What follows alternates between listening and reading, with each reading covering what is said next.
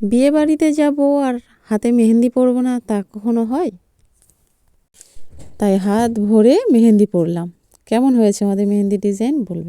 আসসালামু আলাইকুম ফ্রেন্ডস, সবাই কেমন আছো? আশা করি সবাই ভালো আছো, আমিও ভালো আছি। বিয়ে বাড়ি যাওয়া বলে সমস্ত প্রিপারেশন নেওয়া হয়ে গেছে, শুধুমাত্র হাতটাই খালি রয়ে গেছে। তাই ভাবলাম হাতে মেহেন্দি করা যাক। তাই ফোনটা নিয়ে বসে পড়লাম। আমার যা এই ডিজাইনটা পছন্দ করেছে ওর হাতে করবে বলে, আর দেখো আমার ননদ ওর হাতে করতে শুরু করে দিয়েছে। ফাইনালি এমন দেখতে হয়েছে, দেখো কেমন হয়েছে বলো তোমরা। আমরা তো আর মেহেন্দির ডিজাইনার নই, তাই খুব ভালো করতে পারিনি, তবে যেটুকু করেছি কেমন হয়েছে বলবে। আর আমার হাতের জন্য এই ডিজাইনটা বেছেছি আমি, কিন্তু সবে ডিজাইনটা শুরু করেছি এতটুকু। আর তারপরে বাড়িতে চলে এসছে একজন মেহমান, এবার উঠে যেতে হয়েছে, কিচ্ছু করার নেই।